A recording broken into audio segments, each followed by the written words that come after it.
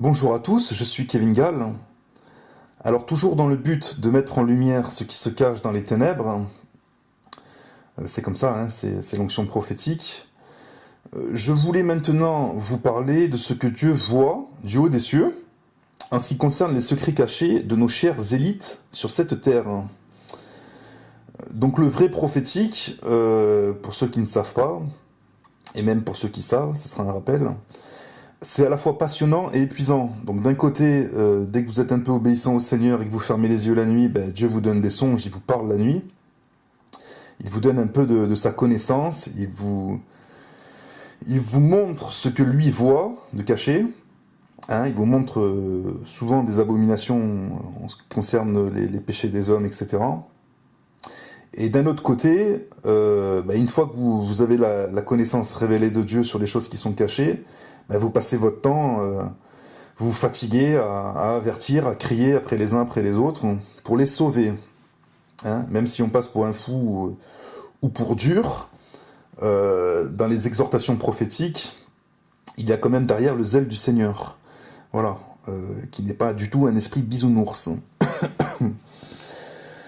Donc, quelqu'un de mal affermi dans l'amour dira encore avec toi, Dieu n'est jamais content, on va tous dans le feu.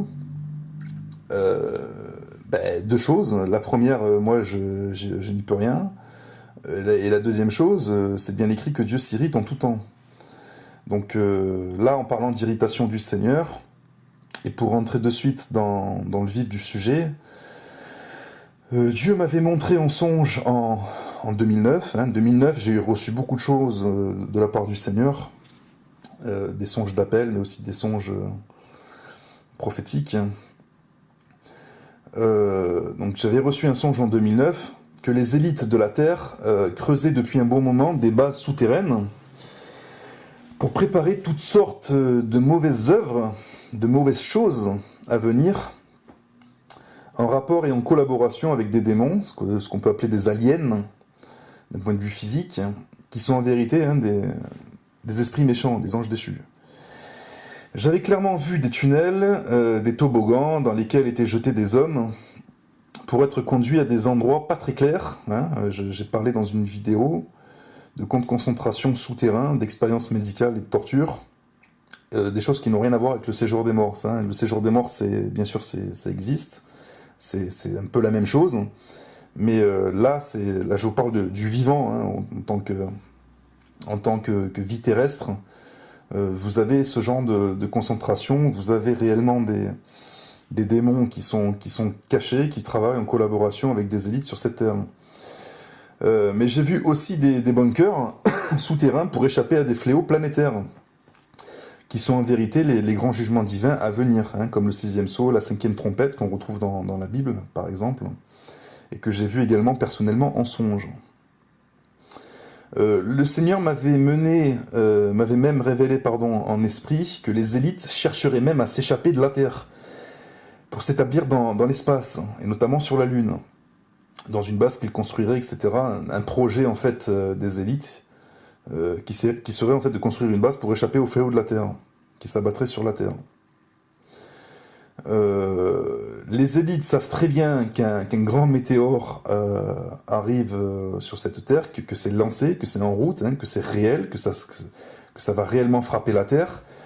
Ils ont appelé ce météore planète X. Ils disent que c'est une planète qui est inconnue. Effectivement, c'est un astéroïde qui a la taille de quelque chose d'exceptionnel. Hein. La Bible parle d'une certaine étoile qui sera précipitée sur la Terre. Donc c'est effectivement la planète X. Donc leur projet de construire une base sur la Lune, c'est pas pour observer la pluie ou le beau temps sur la Terre, mais bien pour échapper à ce qu'ils voient arriver. Un météore qui est déjà en route pour frapper la Terre. Donc ça, les élites sataniques le savent très bien. Les prophètes du Seigneur aussi, ils le savent. On est avertis, bien évidemment. On aura toujours une longueur d'avance sur eux. Sinon, ça voudrait dire que Satan en sait plus que Dieu, ce qui n'est pas très sérieux. Par contre, ce que les élites ne savent pas, c'est que ces signes cosmiques qu'ils redoutent, hein, qu'ils craignent, c'est tout simplement la colère de l'agneau, la colère du Seigneur Jésus-Christ, qui va s'abattre sur la terre Et surtout, ce qu'ils ne savent pas, hein, c'est qu'ils n'échapperont pas à son jugement planétaire. Donc ils cherchent à s'en échapper, mais ils n'y arriveront pas. Alors pour vous prouver ce que je sais et ce que je suis en train de vous révéler, je suis également tombé récemment sur une lettre que je ne connaissais pas du tout, et qui n'a pas réellement d'importance dans le fond d'ailleurs, hein, même si on peut y jeter un coup d'œil. Donc une lettre qui aurait été écrite en 2011, je crois, par un ministre norvégien du nom de Olaf Nielsen. Olaf Nielsen, qui est public maintenant sur Internet, hein, et dans laquelle il a écrit, hein, tout effrayé, pour avertir l'humanité de la fin du monde, et pour révéler que tous les élites de la Terre sont au courant de cette fin du monde, et qu'ils restent silencieux sur ce point, et qu'ils ont prévu tous de se cacher dans une base souterraine, située sur une île norvégienne du nom de Spitsberg. Donc si vous regardez sur Google Maps où est-ce que c'est l'île de Spitsberg, c'est vraiment perdu dans le pôle Nord. Hein. Donc c'est clair qu'ils cherchent vraiment à se cacher. Tout ce qu'il dit, le Seigneur m'a confirmé que c'était la vérité. Tout ce qu'il révèle dans sa lettre, c'est la vérité. Hein. Cette crainte qu'ont les élites par rapport à ce qu'ils savent, c'est-à-dire une planète X qui arrive, qui fonce sur la Terre, ou des météorites qui vont s'abattre sur la Terre, tout ça, c'est clair, c'est la vérité. La Bible le révèle également. Mais là où il a tort dans sa lettre, c'est sur la date du 6e sceau et de la 5e trompette. Lui, il ne parle pas spécialement de 6e sceau et de 5e trompette, hein, il parle de météorites et de météores qui va frapper la Terre. Il dit que lui, c'est prévu pour 2012. Bon, bien évidemment, c'était pas prévu pour 2012. C'est prévu pour plus tard. Il faut encore qu'on voit le gouvernement mondial, etc. C'est des signes cosmiques qu'on retrouve dans Joël 2, acte 2, et dans des passages que je vais vous citer plus tard. Mais ça va bien arriver, rassurez-vous, chers amis, ça va bien arriver.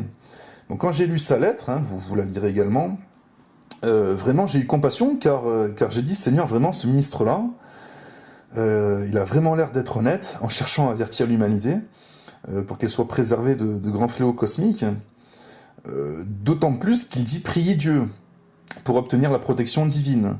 Donc c'est un ministre qui vraiment est effrayé, qui s'inquiète, et qui cherche à prier un Dieu qu'il ne connaît pas. Et c'est pour ça que j'ai compassion, car je vois bien que dans sa lettre, qu'il manque de connaissances et de paix dans le cœur. Donc il a vraiment l'air de s'attacher aussi à la vie terrestre, hein, comme tous les élites d'ailleurs, hein, car pour aller se cacher dans le pôle Nord, dans des bunkers souterrains à 100 mètres, 200 mètres, on croirait que tous les élites de la Terre se croient éternels, hein, et qu'ils échapperont un jour à la mort et au jugement de Dieu. Donc ça n'a pas de sens d'aller se cacher comme ça, pour échapper à des météorites, à des fléaux qui vont s'abattre sur la Terre au point de se cacher à 200 mètres. Ça n'a aucun sens. Ça n'a aucun sens. Bien évidemment que vous n'échapperez pas au jugement de Dieu. Donc on peut pas faire le clown sur la Terre, on peut pas établir des lois antichrist, on peut pas adorer les démons et échapper à une pluie de météorites ou à un débarquement d'extraterrestres qui vont se retourner contre vous pour se mettre à vous torturer, avec rire et plaisir. Hein, on peut pas jouer sur les deux tableaux. On peut pas d'un côté se moquer de Dieu et d'un côté craindre les météorites et les jugements planétaires. Ça n'a pas de sens. Ça n'a pas de sens. D'ailleurs, information non négligeable, hein, si vous vous intéressez à ce site qui est le bunker à Spitsberg. Lorsqu'ils l'ont construit, ce bunker, au moment où ils allaient l'inaugurer, en fait, il y a eu un tremblement de terre là-bas, en Norvège, enfin sur cette île, hein, tremblement de terre qu'ils ont bien ressenti, alors que scientifiquement, il était prouvé que le site, l'endroit même, l'île, si vous voulez, n'est pas un secteur qui est sismique. Donc là, quand vous avez un tremblement de terre qui arrive au moment de l'inauguration d'un bunker souterrain, là vous comprenez de suite la signature du Seigneur. Eux, ils n'ont pas compris la signature du Seigneur, mais n'importe quel prophète éclairé reconnaît les messages de Dieu. à travers, à travers des cataclysmes sur cette terre. C'était évident que là, il fallait comprendre un froncement de sourcils du Seigneur. Parce que bien évidemment, Dieu ne vous appelle pas à vous cacher, chers élites, mais à vous repentir. Et c'est pas en vous cachant que vous allez, un, échapper à son regard, et deux, échapper à son jugement. Ça n'a pas de sens. Voilà. Donc, c'est bien la parole de Dieu qu'il fallait entendre par ce tremblement de terre. Bon, je ne pense pas que ce ministre norvégien écoutera cette modeste vidéo hein, pour le détendre un peu. Je ne pense pas non plus que Dieu m'appelle à prendre un billet d'avion pour prêcher la bonne nouvelle sur l'île de Spitsberg, hein, pour détendre l'atmosphère là-bas aussi. Mais bon, je vais quand même prier pour lui dans ma chambre, car j'ai bien vu son cœur en lisant sa lettre qu'il n'était pas tranquille. Je pense que ça ne doit pas être le seul ministre sur la terre qui doit connaître la vérité sur ce qui s'en vient, et qui a vraiment envie d'avertir l'humanité. Maintenant, je pense que ils vont fermer la bouche parce que celui qui l'ouvre, je pense qu'il sera vite assassiné. Je me demande d'ailleurs où est-ce qu'il en est, ce ministre norvégien, s'il est encore vivant, s'il a encore des nouvelles de lui. J'ai pas fait de recherche à ce sujet, mais bon, je sais que il le dit lui-même dans sa lettre, hein, qu'ils ont ordre de se taire, parce que, bien évidemment, ils seraient assassinés. Ils veulent pas créer un mouvement de panique planétaire. Bon, nous, qui sommes de Dieu, on n'est pas du tout en panique. Jésus nous a dit que tous les malheurs, tous ces problèmes-là allaient arriver, et qu'il fallait pas que notre cœur se trouble. Voilà.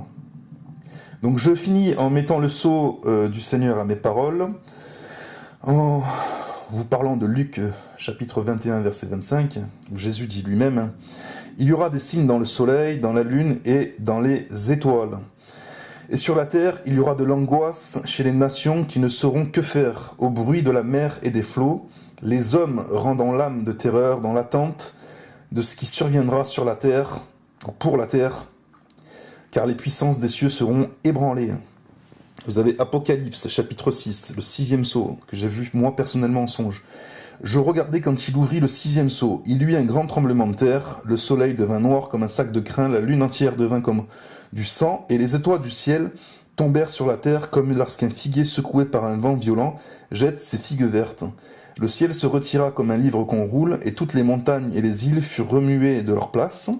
Les rois de la terre, les grands, les chefs militaires, les riches, les puissants, tous les esclaves et les hommes libres, se cachèrent dans les cavernes et dans les rochers des montagnes. » Donc là voilà, la prophétie qui est en train de s'accomplir par rapport à ce que je vous dis, le bunker, etc. C'est ce que j'ai vu moi personnellement. Il y a d'autres bunkers, bien évidemment, qui sont mis en place. Il n'y a pas que celui qui est en Norvège, là. Il y en a bien d'autres qui sont cachés, qui sont secrets, dans différents endroits du globe. Je continue. « Et il disait aux montagnes et aux rochers, tombez sur nous et cachez-nous devant la face de celui qui est assis sur le trône et devant la colère de l'agneau, car le grand jour de sa colère est venu et qui peut subsister ?» Ben, la réponse est personne. Il faut se repentir devant Dieu et non chercher à se cacher loin de sa face. Puis il faut craindre la seconde mort et non la première, sinon on fait des actes de folie. Et c'est ce qui se passe sur cette terre à l'heure actuelle.